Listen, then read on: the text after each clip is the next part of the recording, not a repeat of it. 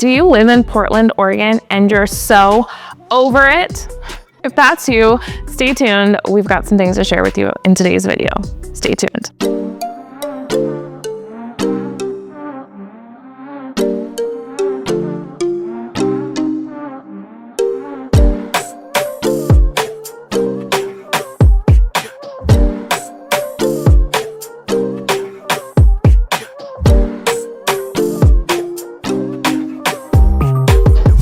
Welcome back to Living in the Pacific Northwest with Hal Byrd. I'm Hal Byrd, and on this channel, I talk about what it's like to live in the Northwest. My husband and I specifically live in the Southwest Washington area, Clark County, and we have so many clients that are moving from Oregon into Washington, and specifically Portland into Southwest Washington. And so that's what we're going to talk about today. So while Portland, Oregon is a phenomenal city, we are there sometimes multiple times a week because we love the restaurants, the sights, the trails. There's so much that a big city like Portland has to offer, but there have also been a lot of changes that have caused people to get to a point of frustration where they no longer want to live there. And that's seen by the statistics, but it's also seen from anecdotal experiences that I have with people who live in Portland and are thinking about moving to the Clark County area of Washington. So today I wanted to address the needs and curiosity of people who fit in that boat. So if you're thinking about moving to Clark County, I have tons of content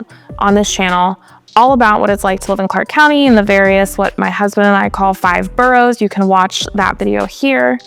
So please stick around for this video. Check out other videos on the channel that my husband and I have done. I am a licensed realtor and real estate broker here in Clark County, but I'm also licensed across the river in Oregon. So if you're looking to sell your Oregon home and move to Washington, I can help you on both sides of the transaction. And if you are looking to search homes, you can go to homeswithhal.com. And if you're thinking about buying, selling, or investing in the Pacific Northwest, make sure to shoot me a text at 360-818-4438. I'd be happy to help you, whether you're looking to move to or within the Clark County and Portland metro area. That is what I specialize in.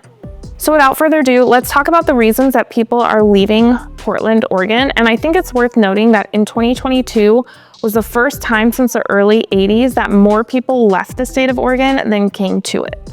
And then as we zoom in a little bit further, you'll also see that more people from Portland and what's called the Tri-County area, so we're talking Multnomah, Washington, and Clackamas counties, are leaving to come to Clark County.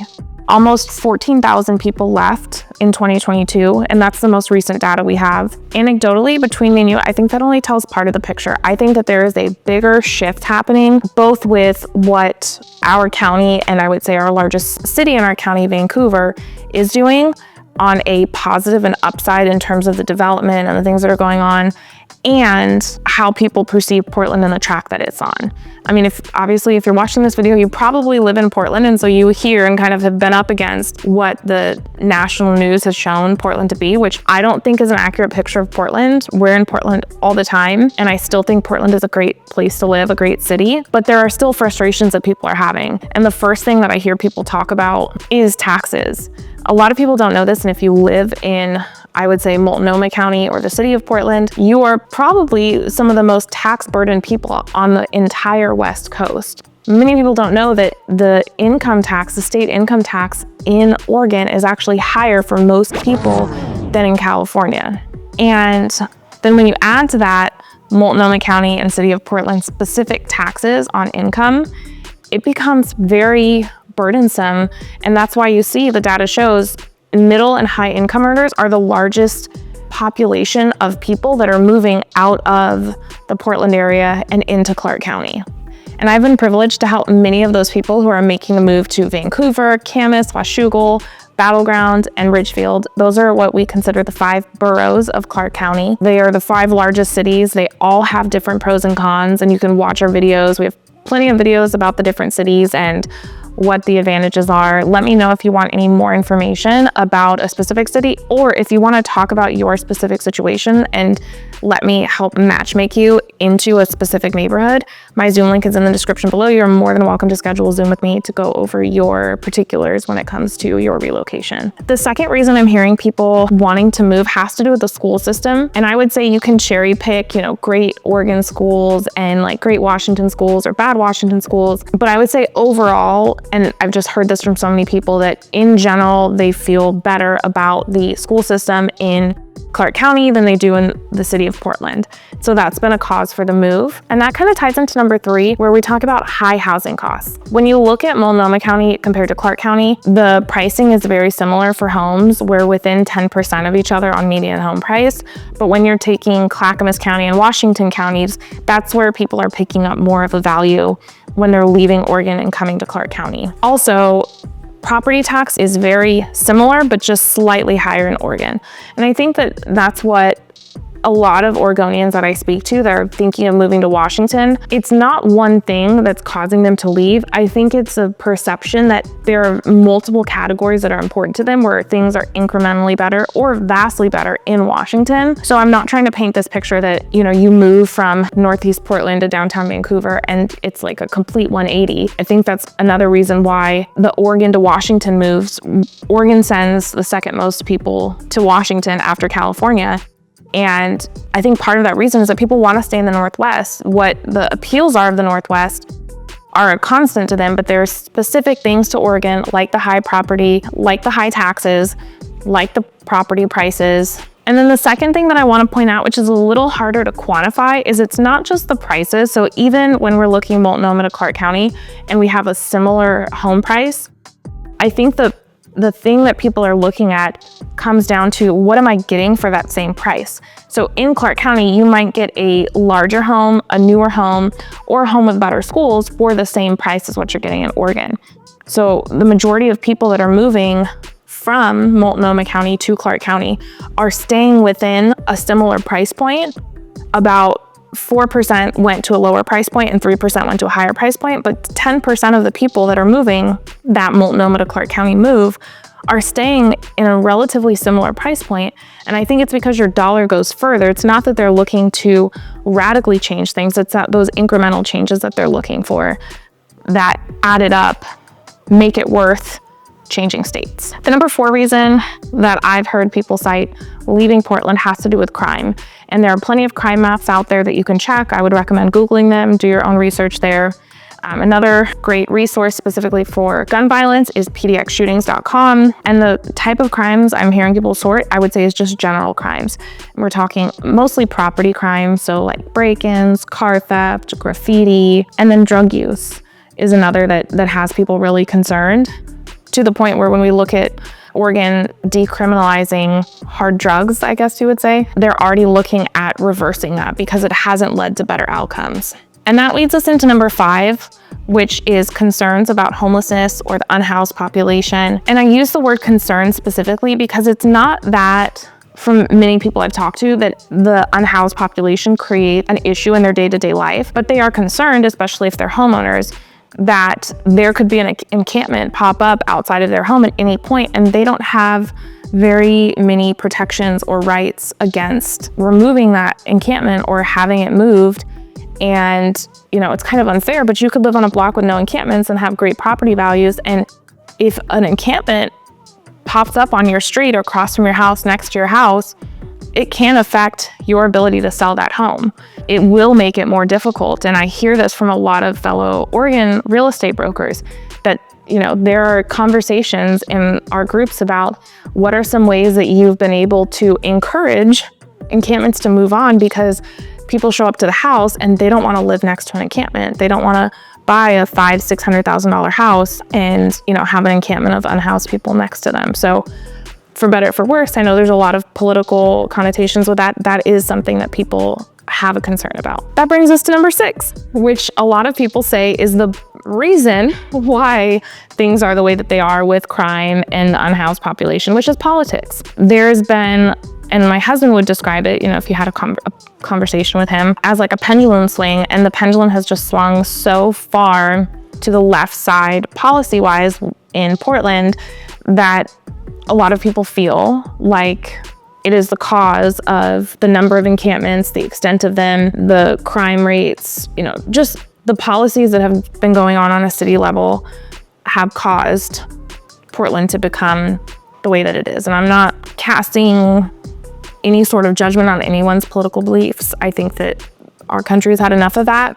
And I fully support whatever your beliefs are. I think we should get to a point where we can actually talk to each other again. That being said, so I'm not trying to make a political statement, but I'm telling you that people feel that the policies that they're seeing enacted in Clark County are a lot more moderate and have input from the left or the blue side and the right or the red side of the aisle to come to more of a middle ground and a compromise and getting things done than they're seeing in Portland, which is, a lot more liberal. So that's all I'm gonna say on politics. And then the seventh reason, which is a little intangible, it's just a cultural shift. As a country, we're shifting more towards suburban and rural living and people wanting to get out of the cities. Post-COVID, I think that changed a lot of people's perception of living in, say, a high-rise condo tower. They're more interested in having elbow room. And if we were to go back to 2019, I think there are many people who would have wished that they had more land, more space, and not lived so condensed in the city. And that cultural shift extends because if you have more land, you can do things like raise chickens and grow your own vegetables and keep bees. I mean, I have a client who bought a 1/4 acre here in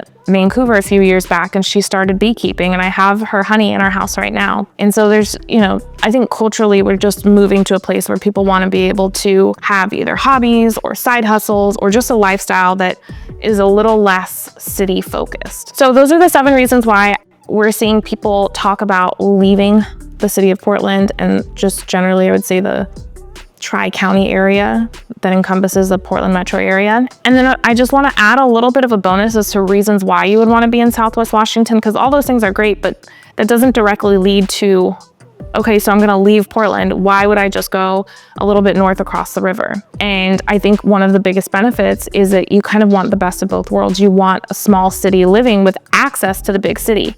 So not everyone, even though we have this cultural shift, wants to be 3 hours from an international airport. My husband and I just drove back from visiting my family in California, and there are so many towns that we saw along the way that are cute, but I'm thinking, how long does it take to get to an airport? And a lot of those places can be hours from an airport. So having the ability to still be close to PDX International Airport and be able to go to shows and sporting events and great restaurants and, all the things that makes Portland great. Like, Portland is not some hellhole that you see on the national news. It is still a gorgeous city with great people, but I think, people are just finding it harder to live in. It's just become less hospitable to certain groups of people. And fun fact, there's so many neighborhoods in Clark County that are actually closer to PDX than places in Portland. So you might even end up with a shorter commute. I mean, if you move from Beaverton to Fisher's Landing, your commute to the airport is probably going to be cut in half, if not more. So fun fact there. But I have clients who live in Ellsworth Springs, and they are just I think 12 minutes to the airport. It's no matter what time of day. I mean, you can look at all times of day because our traffic patterns here are just different, which is kind of another point is less traffic. That's another reason to be in Southwest Washington. I have clients who are actively searching. They're originally from the East Coast and they live in California now, and they're looking on both sides of the river. But every time they find a house in Oregon that they like, one of the biggest drawbacks in general to them of the Portland area is the amount of traffic they would have to deal with on a day-to-day basis, whether that's to go to the vet or the grocery store or to get to a trail so that they can exercise. They just generally like the lesser traffic that you see in Clark County compared to Multnomah County. Another reason to be in Southwest Washington is kind of a phase of life thing. So you could be working remote and you just want to have a better tax situation. That's a big reason why people are moving, especially if they're able to maintain their work from home status, in the post-COVID era. They like the idea of not paying Oregon income tax if they're working from home anyway. The second group of people would be people who are retired or retiring. I had some clients who one was retired and one is towards the end of their career, and they accepted a new job in Portland, but they realized that if they moved to Washington, the person who is actively working would still be paying Oregon income tax, but the person who's retired and their income would not be subject to Oregon income tax. And then it was a little bit of a strategic thinking for the future to say, okay, well, when I'm no longer working in Oregon, now both of our retirements are not subject to state income tax. Whether you're working remote, if you're retired or retiring and you're starting to put your retirement plan together and what you want your life to look like when you stop working. Another group of clients I've seen relocate here are empty nesters, or people who wanted their kids to finish high school in their original school. So for my client's case, it was down in Sherwood. Once their youngest graduated high school, and they were no longer tied to the school system, they wanted to be up here in Ridgefield because the wife works from home and the husband does a regional job. So he's always traveling to different places. And so there was no impact on his commute, whether he lived anywhere in the metro area. He was gonna be driving to different locations anyway. Another reason to be in Southwest Washington, and I'm seeing people move, and this goes, I would say generally even with cross-county moves in Clark County, is just being closer to family. Maybe you have family that live in Vancouver or Washougal and you want to be closer to them. That's a great reason to be up here. And I would say a bonus reason is if you want to be out of Portland, but you don't want to have as many disturbances, because when you relocate, especially if you're relocating like we did from Southern California to Vancouver, Washington, it was a big uproot. We had to find new everything, new dentists, new doctors, new hairstylists. We had to get used to the grocery stores, everything is new.